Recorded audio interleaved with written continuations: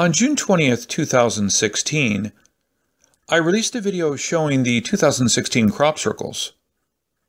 I pointed to the possibility that the June 16th circle in Wiltshire, England, may be a hint of the UK's exit from the European Union. As we all know today, Brexit has won.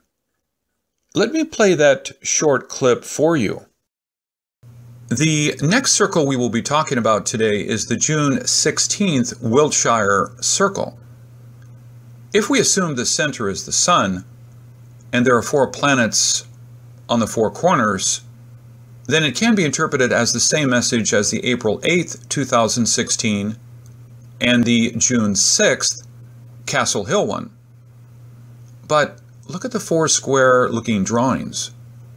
Have you noticed the one on the lower right corner was going to the opposite direction? Could this be the pole shift?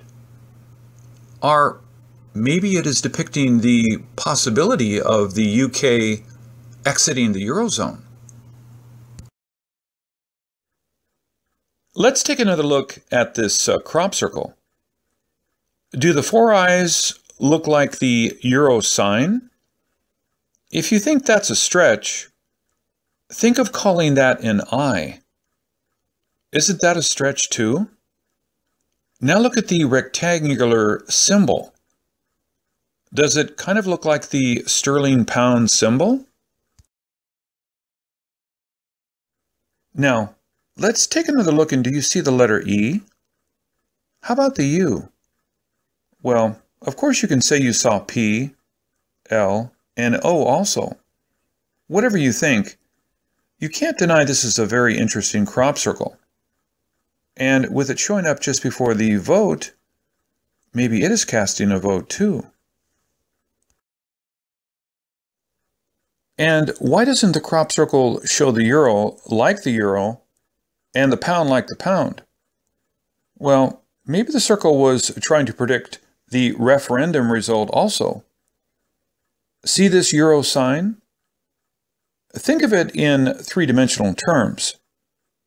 Now, does it look like it's being divided right in the middle? Like 51.9% versus 48.1%? And did you know the referendum was carried out in 4 areas? England, Scotland, Northern Ireland, and Gibraltar. Other than England, Scotland voted 62% to remain. Northern Ireland had 55%, and Gibraltar was at 96%. But democracy won because of the majority rule. Think about that and the 4 rectangular symbols. Doesn't the one on the lower right? Isn't that looking like England and Wales and the other 3 areas? Please note that I do not live in Europe, nor do I take any stand or position in the vote. I just want to show you the interesting correlation between the crop circle and the Brexit. I heard a joke a few days ago, calling democracy a vote between 2 wolves and 1 sheep, voting about what's going to be for dinner. The vote is a reflection of what matters most to people who cast the vote. I am sure everyone wanted the best for the UK when they cast their vote.